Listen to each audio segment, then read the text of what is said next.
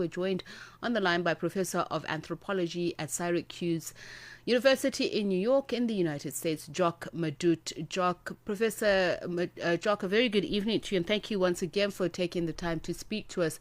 So let's just look at... and I want to look at post-World War Russia to where we are now. And we talk about a major geopolitical shift as we've been told over the past couple of years. As in, are we actually seeing it, or are we still pontificating if there has been that shift? Oh, the shift is definitely underway. The geopolitical realignment is going in tandem with what has become a multipolar world order.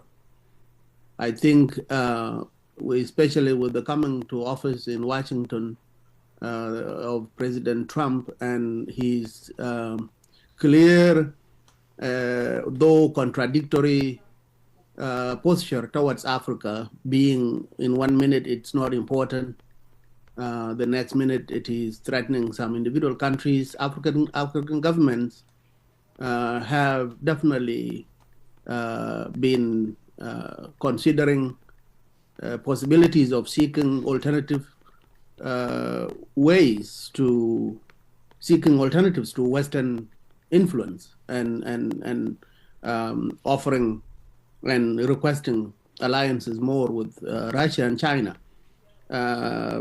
Initially over security cooperation and military support, but increasingly in recent months, maybe in the past year, more toward economic and strategic interest, such as Russia's offers of different kinds of cooperation, including potential deals on trade, mining, and energy.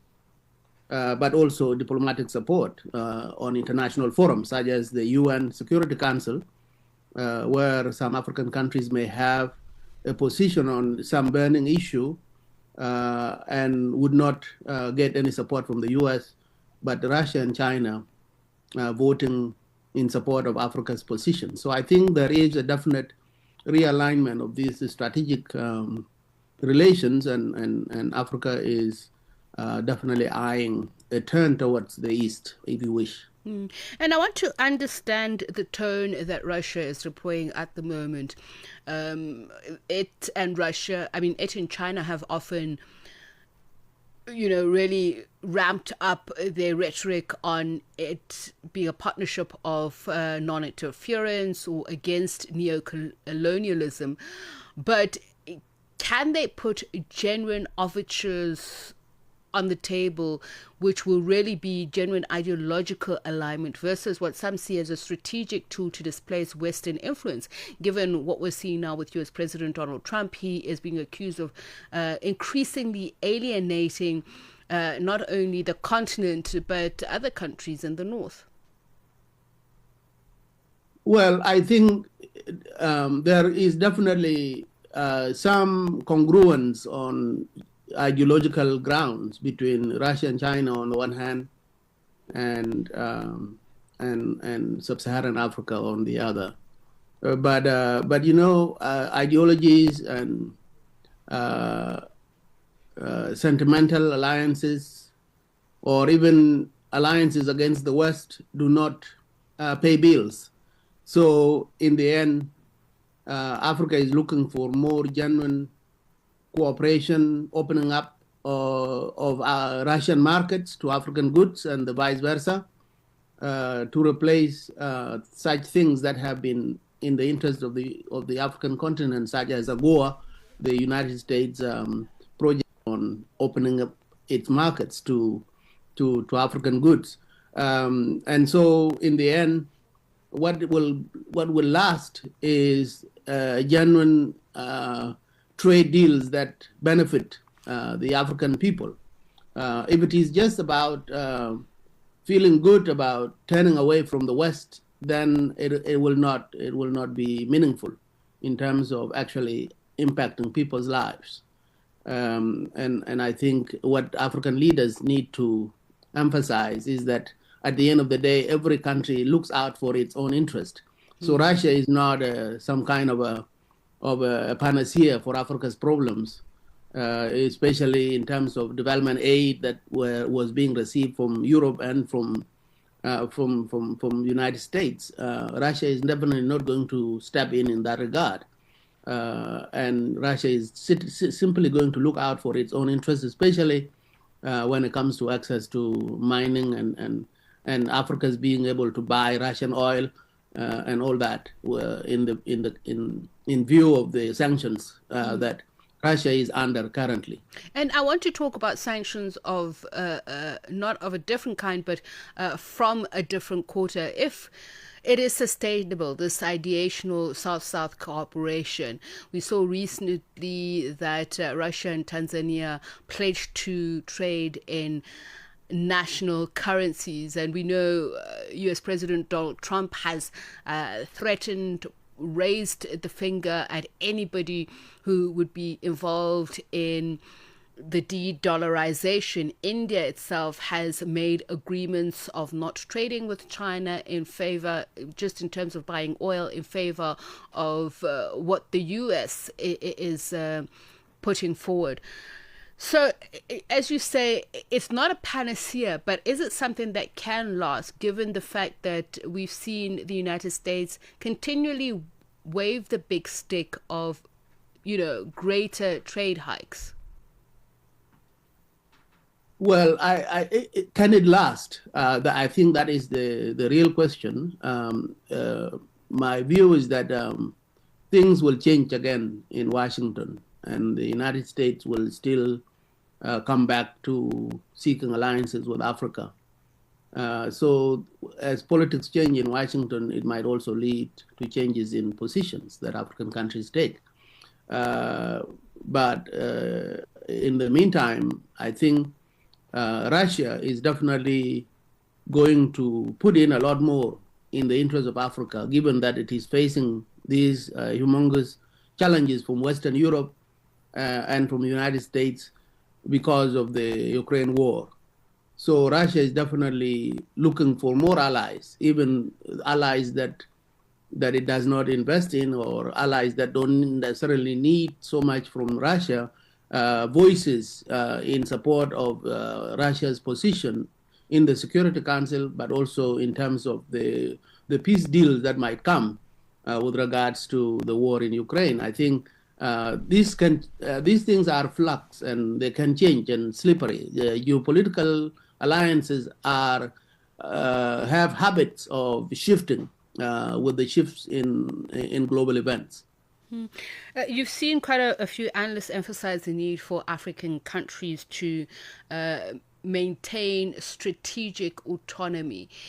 So looking at what Russia is offering, especially compared to the EU and China, it is built primarily on security and grain exports. But I want to juxtaposition that autonomy versus the security packages, support, or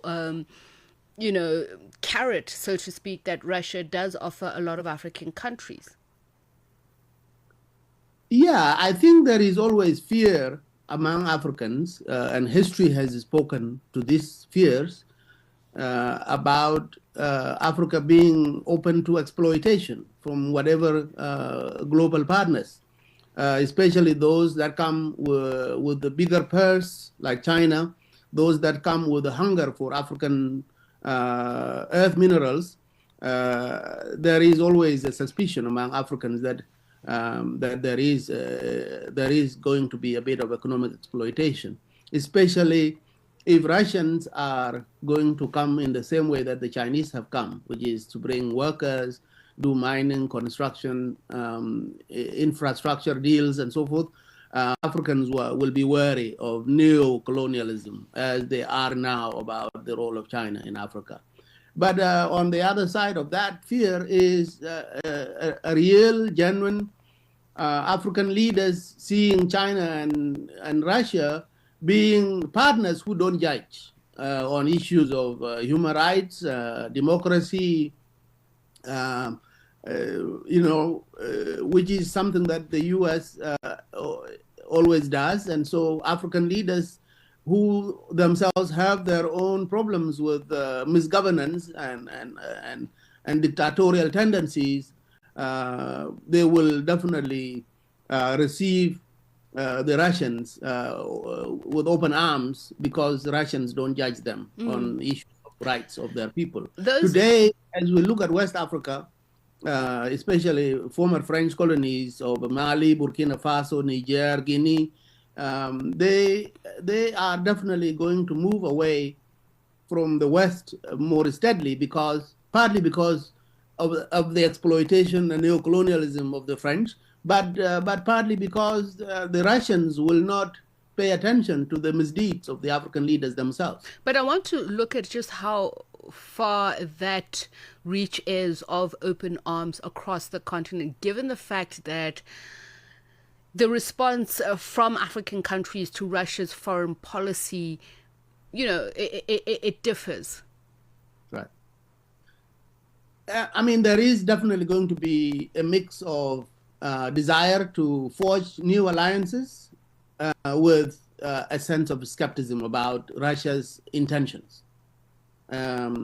Because this is not the first time. During the Cold War, Russia came in with the intent to attract all these African countries into its orbit in exchange for very little going to Africa. And I think that history is still there, and people are skeptical about what Russia wants. But for the time being, I think some African leaders are seeing this opportunity, not necessarily in terms of material gains, but also as a gesture, as a way to speak to the United States that you are not the only superpower in the world. So if you are mistreating us, we have options in terms of security, in terms of markets, in terms of infrastructure deals. Well, thank you so much for your time, Professor of Anthropology at Syracuse University in New York, Professor Jok Madut Jok. And as he says, options, well, that's something that we're going to explore if Palestinians do have that with regards to Israel's seemingly new policy on settlements, buildings, all that and more coming up here on Africa World Hour.